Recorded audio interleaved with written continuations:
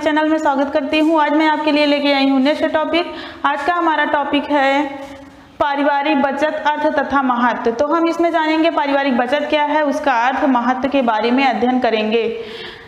हमने यहाँ पर लिखा हुआ है बचत। बचत में अर्थ, पारिवारिक बचत का अर्थ वर्तमान पारिवारिक आय में से परिवार की वर्तमान आवश्यकताओं की पूर्ति के लिए व्यय करने के उपरांत जो धनराशि बच जाती है उसे पारिवारिक बचत कहते हैं। कहने का तात्पर्य है कि जो हमारी आय होती है उसमें हम अपनी वर्तमान आवश्यकताओं की पूर्ति करने के उपरांत जो धनराशि बचा लेते हैं वह हमारी पारिवारिक बचत कहलाती है। उसके बाद हम परिभाषा की ओर चलेंगे, परिभाषा को देखेंगे। परिभाषा में वर्गीय के अनुसार है। वर्गीय ने क्या बताया है कि भविष्य में खर्च करने के उद्देश्य से वर्तमान व्यय में कटौती करने के फलस्वरूप संचित धनराशि को बचत कहा जाता है।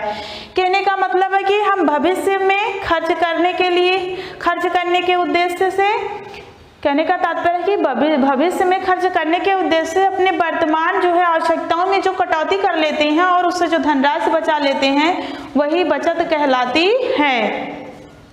फिर हम आएंगे बचत के प्रकार को देखेंगे। तो बचत के जो प्रकार होता है वह दो प्रकार का होता है। पहला होता है ऐच्छिक बचत, दूसरा होता है अनिवार्य बचत।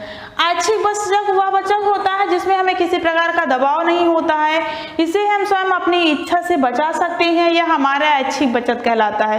लेकिन जो अनिवार्य बचत होता है, ये जो सरकारी संस्थानों में कार्य करने वाले कर्मचारी होते हैं उनके द्वारा बचत करवाया जाता है और जब वह सेवानिवृत्त होते हैं तो संपूर्ण धनराशि उन्हें प्रदान की जाती है। उसके बाद हम जानेंगे बचत का महत्व। बचत का महत्व में निम्नलिखित है, यहाँ पे आपको दिख रहा होगा, जिसमें हमारा फर्स्ट पॉइंट है आय की वृद्धि में सहायक। आय की वृद्धि में सहायक का मतलब जब हम बचत करते हैं तो हमारी धनराशि में वह सहायक होता है। जब हम उसे कहीं विनियोग करते हैं तो उससे जो प्राप्त ब्याज होता है वह हमारी आय की वृद्धि में सहायक होता है। सेकंड हमारा है आय कम होने पर सहायक। आय कम होने पर सहायक का तात्पर्य है कि जब हमारी आय कम होती है या हमारा नौकरी पेशा से हम छूट जाते हैं या हमारे जो बाजार में उतार चढ़ाव आते हैं, तो आय कम होने पर या हम किसी बीमारी से पीड़ित हो जाते हैं, उस समय हम इनकम नहीं कर पाते हैं। यह समस्या ज़्यादातर गैर सरकारी संस्थानों में होती है क्योंकि वहाँ जो नौकरी हम करते हैं उसकी सुरक्षा कम होती है। तो आय कम होने पर हम जो बचत किए रहते हैं वह हमारे लिए या हमारे भविष्य के खर्च में सहायक होती है। उसके बाद हमारा थर्ड पॉइंट है सामाजिक प्रतिष्ठा के लिए। सामाजिक प्रतिष्ठा का तात्पर्य है कि हम समाज में रहते हैं और समाज में रहने के लिए हमें समाज के ऐसे बहुत सारे कार्यों को करने पड़ते हैं। जैसे हमारे समाज में कोई धार्मिक कार्यक्रम हो रहा है तो उसमें हम कुछ धनराशि व्यय करते हैं, तो सामाजिक प्रतिष्ठा के लिए भी हमें बचत करनी चाहिए। उसके बाद अगला पॉइंट है प्लाट खरीदने या मकान बनवाने में सहायक। प्लाट खरीदने या मकान बनवाने में सहायक कि हम थोड़ा थोड़ा बचत जो भविष्य के लिए करते हैं, यदि हमारे पास एक अच्छी बचत हो जाती है, एक अच्छी धनराशि हो जाती है, तो हम अपने भविष्य के लिए कहीं पर भी प्लाट खरीद सकते हैं या मकान बनवा सकते हैं या अपने उद्देश्यों की पूर्ति कर सकते हैं। अगला है सुविधाजनक वस्तुओं की खरीद के लिए। सुविधाजनक वस्तुओं की खरीदारी का तात्पर्य है कि जब हमारे पास इनकम होगी, जब हमारे पास बचत होगी, तभी हम सुविधाजनक वस्तुओं की खरीद कर पाएंगे। जैसे रसोई घर के लिए बहुत सारी सुविधा की वस्तुएं हैं। हम फ्रीजर, अगर हमारे घर में रेफ्रिजरेटर नहीं है रेफ्रिजरेटर ले सकते हैं, मिक्सर नहीं है मिक्सर ले सकते हैं, कूलर नहीं है तो कूलर ले सकते हैं, वॉशिंग मशीन ले सकते हैं। तो कहने का मतलब है कि जो भोग विलासिता की वस्तुएं हैं, जैसे घर में टीवी लगवा सकते हैं, एसी लगवा सकते हैं, तो अगर हम बचत किए रहेंगे तो हम कुछ जरूरतमंद मतलब कुछ वस्तुओं की, कुछ सुविधाजनक वस्तुओं की खरीदारी कर सकते हैं।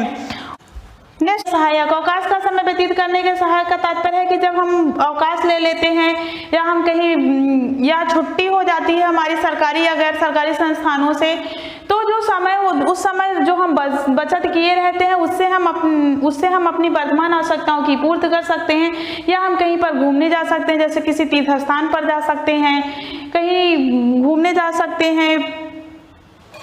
फिर इसके बाद हम बचत के उद्देश्य को जानेंगे। बचत के जो उद्देश्य है वह निम्नलिखित हैं। पहला है भविष्य की आवश्यकताओं की पूर्ति के लिए। भविष्य की आवश्यकताओं की पूर्ति क्या है? बचत करने के उपरांत हम अपने भविष्य की आवश्यकताओं की पूर्ति कर सकते हैं।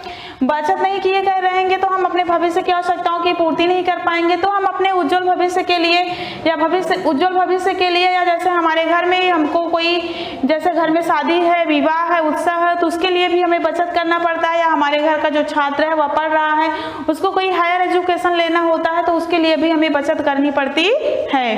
अगला है शारीरिक असमर्थता। शारीरिक असमर्थता का तात्पर्य है कि हम शारीरिक रूप से बीमार हो जाते हैं या विकलांग हो जाते हैं, किसी दुर्घटना के शिकार हो जाते हैं, तो हम बचत जो धनराशि किए रहते हैं वह उस समय हमारे लिए उपयोगी होती है।